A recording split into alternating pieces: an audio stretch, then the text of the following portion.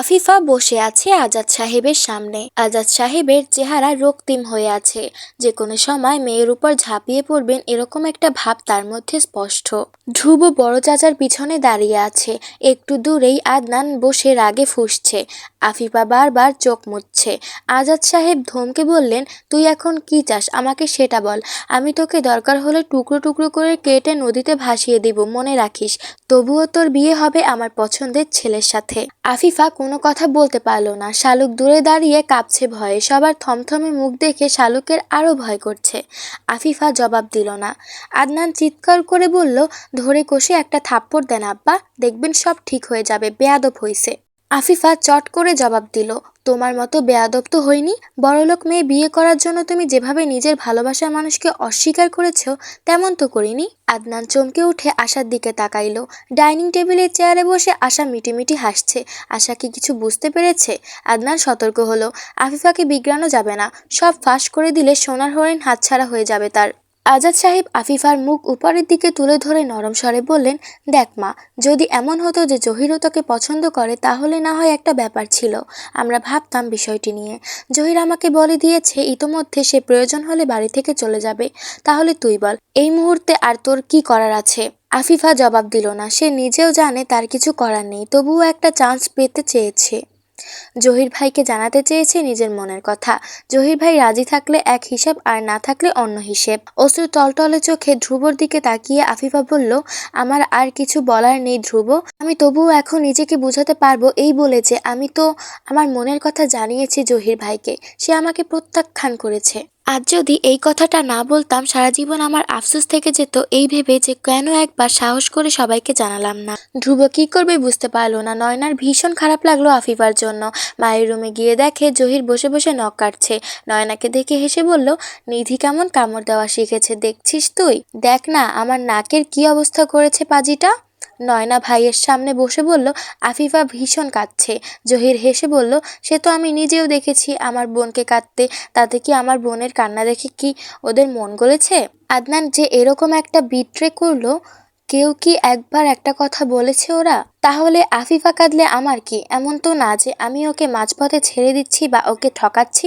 আমি এসবে জড়িত ছিলামই না কখনো। তাহলে আমার মাথা ব্যথা কিসের? নয়না ভাইয়ের হাত চেপে ধরে বলল, তুই এত কঠোর কেন ভাই? জহির হেসে ফেললো বোনের কথা শুনে। তারপর বলল, আমার মনে যে কি পরিমাণ মায়া তুই ভাবতেও পারবি না। একদিন বুঝবি সেটা। মেহমান এলো দুপুরের দিকে। 2 সিএনজি করে মোট 10 জন। বাইকে করে এসেছেন 4 জন। শালুক একেবারে জবরদস্ত একটা সাজ দিয়েছে, যেন আজকে বিয়ে হচ্ছে কারো। ধ্রুব একটা সাদা শার্ট আর লুঙ্গি পরেই নিচের দিকে যেতে নিতেই শালুকের সাথে দেখা হয়ে গেল তার। মুহূর্তেই মেজাজ বিগড়ে গেল তার, যেন শালুক নয় একটা ক্লাউন দাঁড়িয়ে আছে তার সামনে। তবুও রক্ষা মাথায় হিজাব থাকা একটু ভদ্র লাগছে। কোনো কথা না বলে ধ্রুব চলে গেল। পলকে এসেছে সবার সাথে। ধ্রুব গিয়ে বন্ধুর সাথে হ্যান্ডশেক করলো। সবাইকে সোফায় বসতে বলে নিজে গিয়ে ট্রেতে করে সবার জন্য শরবত নিয়ে এলো। আদনান আশার হাত ধরে নেমে এলো নিচে। শালুকের ভীষণ রাগ হলো এত আদিক্ষেতা দেখে। মেহমানদের সাথে শাপলার বয়সী 2টো মেয়ে এসেছে। ওরা পুরো বাড়ি ঘুরে দেখছে। মধ্যবয়সী 3 জন মহিলা উঠে গিয়ে রান্নাঘরের দরজায় দাঁড়িয়ে কিছুক্ষণ দেখলো। তারপর ফিসফিস করে কানাকানি করে নিজেদের মতো উপরের দিকে চলে গেল। শালুকের কেমন যেন লজ্জা লজ্জা লাগছে হঠাৎ করে মহিলা 3 জনকে উপরের দিকে আসতে দেখে। শালুক সরে গেল। তারপর বের হলো মেয়ে দুটোকে দেখে ওদের সাথে ভাব করতে। শালুকের এরকম সাজ দেখে মেয়ে দুটো হেসে ফেলল। একজন অন্যজনকে ফিসফিস করে কিছু বলল। শুনতে না পেলেও শালুক বুঝতে পারলো ওকে নিয়ে কিছু বলছে ওরা। হঠাৎ করেই শালুকের মন খারাপ হয়ে গেল। ওরা কি শালুকের সাজ নিয়ে কথা বলছে? রুমে ঢুকে শালুক দরজা বন্ধ করে দিল। তারপর আয়নার সামনে গিয়ে নিজেকে খুঁটিয়ে দেখলো। কিছু বুঝতে না পেরে সব মেকআপ তুলে ফেললো রাগ করে। তারপর গায়ের টকটকে লাল জামাটা চেঞ্জ করে একটা হলুদ রঙের সুতির 3 পিস পরে নিয়ে সাদা হিজাব পরে নিল। আফিফাকে সাথে নিয়ে আফিফার দাদি মেহমানদের সামনে গেল। শাপলা, শালুক, ধ্রুবর বোন দিবা আসতে নিতেই ধ্রুব ধমক দিয়ে 3 জনকে উপরে পাঠিয়ে দিল। সব নাস্তা টেবিলে এনে ধ্রুব উপরে গেল। তারপর 3 জনকে ধমক দিয়ে বলল, বিয়ে হবে আফিফার, তোদের লজ্জা করে না ধেই ধেই করে যে সেজেগুজে ওদিকে যাচ্ছিস? দেখে মনে হয় যেন তোদের দেখতে আসছে পাত্রপক্ষ। শালুক মুখ বাঁকিয়ে বলল, আমি কি সেজেছি নাকি? ধ্রুব ভালো করে তাকিয়ে বলল, একবার তো একেবারে জঙ্গলিদের মতো সেজেছিস, হঠাৎ করে সুবুদ্ধি হয়েছে দেখে না হয় সব তুলে ফেলেছিস। এটা কি হিজাব পরেছিস তুই? হিজাবে এত দাগ কেন কলমের? এই তোর কি খাতা নেই? হিজাবে এত আঁকিঝুঁকি করে রেখেছিস কেন? শালুক মাথা নিচু করে বলল, আমি তো হিজাব পরি না, অন্য হিজাব বেশি নেই, এটা আমার স্কুলের ড্রেসের সাথের হিজাব। ধ্রুব বিড়বিড় করে বলল, খবরদার পায়ের গোড়ালির নিচ দিয়ে ভেঙে দিব যদি তিনজনকে দেখি ওখানে এত মানুষের সামনে গিয়ে ঢং করতে। ধ্রুব চলে যেতেই শাপলার কলিজা মোচড় দিয়ে উঠল। আহা, এত যত্ন করা মানুষটা কি তার হবে না? সে নাকি অন্য কাউকে ভালোবাসে। শাপলা বিছানার উপর ধপ করে বসে পড়ল। তার কিছুই ভালো লাগছে না এখন। আফিফা আপার এসব দেখার পর শাপলা তওবা করেছে 100 বার। জীবনেও কাউকে বলবে না যে সে ধ্রুব ভাইকে পছন্দ করে। কিছুক্ষণ পর মেহমানরা খাবার খেলো। আদনান, আশা ও বসলো তাদের সাথে খেতে। আজাদ সাহেব 2 ভাইকে নিয়ে বাবাকে নিয়ে বসেছে। ধ্রুব রান্নাঘর আর ডাইনিং টেবিলে দৌড়াদৌড়ি করছে খাবারের প্লেট বাটি হাতে নিয়ে। সবাইকে খাবার বেড়ে দিচ্ছে, এটা ওটা এগিয়ে দিচ্ছে। আদিবা বেগম নিজের ছেলের উপর ভীষণ রাগ হলেন। খাবার পর পাত্রপক্ষ জানালো তাদের মেয়ে পছন্দ হয়েছে। মেয়েপক্ষ গিয়ে তাদের বাড়িঘর দেখে আসুক আগামীকাল।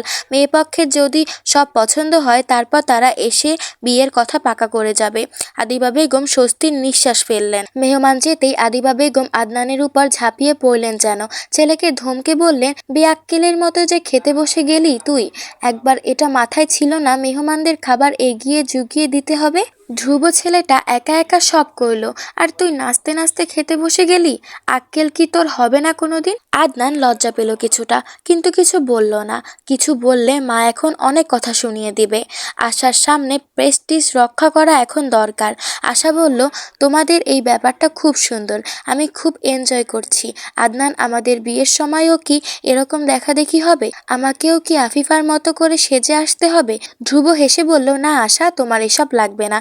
তোমার আর ভাইয়ের বিয়ের কথা তো সবাই জানে। শুধু একটা ডেট ফিক্সড করা হবে, তারপর কবুল বলে তুমি চলে আসবে আমাদের বাড়িতে। আশা ধ্রুবর দিকে তাকালো। শ্যামবর্ণের লম্বা গড়নের এক মাথা ঝাঁকড়া চুলের এই ছেলেটাকে ভীষণ সুন্দর লাগছে লুঙ্গিতে। আদনানকে আশা লুঙ্গি পরতে দেখেনি কখনো। আদনান মনে প্রাণে পশ্চিমা সংস্কৃতি ধারণ করে পশ্চিমাদের মতো হতে চায়। ওর মধ্যে কোনো স্বকীয়তা নেই। আশা আদনানকে বলল, তুমি একবার লুঙ্গি পরিও তো, কেমন লাগে তোমাকে দেখব।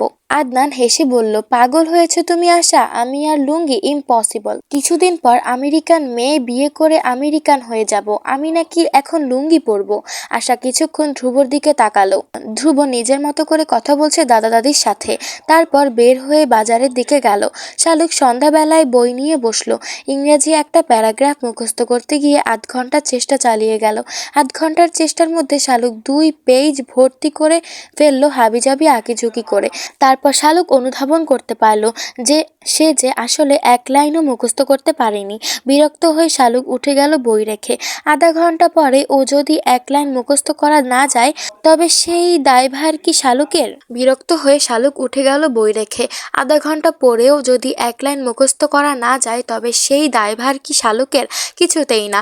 বরং যারা এই প্যারাগ্রাফ লিখেছে তারা স্টুডেন্টদের উপযোগী করে লিখতে পারেনি বলে নিজেকে বুঝ দিয়ে শালুক আনন্দ চিত্তে শাপলার রুমে গেল। শাপলার রুমে গিয়ে দেখলো আফিফা, শাপলা, আশা, দিবা বসে আছে।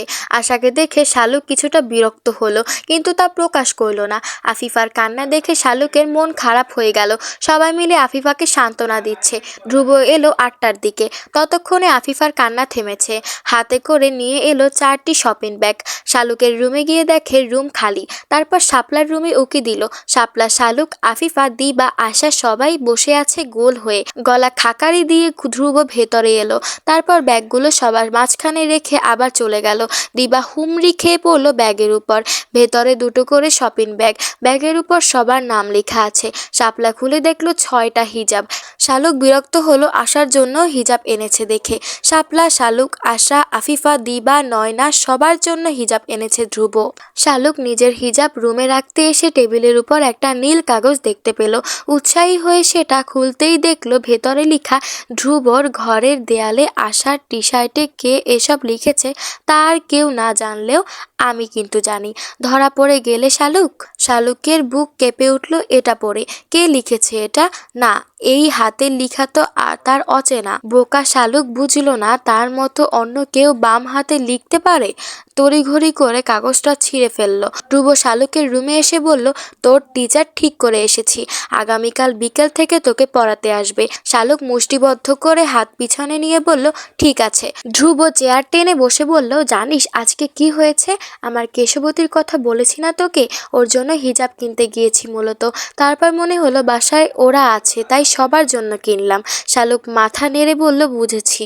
ধ্রুব কিছুক্ষণ তাকিয়ে থেকে বলল, কি হয়েছে তোর? এরকম স্ট্যাচু হয়ে দাঁড়িয়ে আছিস কেন? হাতে কি পিছনে? শালুক চমকে উঠে সব জানালা দিয়ে ফেলে দিল। টেবিলের উপর ছোট একটা কাগজের টুকরা পড়ে গেল তড়িঘড়িতে। ধ্রুব খুলে দেখলো লেখা আছে, গেলে শালুক। শালুকের দিকে তাকিয়ে জিজ্ঞেস করলো, কি এটা, লাভ লেটার? শালুক ঘামতে লাগলো। কি জবাব দিবে শালুক? ধ্রুব ভাই যদি জানতে পারে তবে কি শালুককে আস্ত রাখবে? মনে মনে ইয়া নাফসি জপতে লাগলো শালুক। ধ্রুব মনে মনে বলল, একটা বোকা ফুলের জন্য কখনো উতলা হব তা কে ভেবেছে কবে?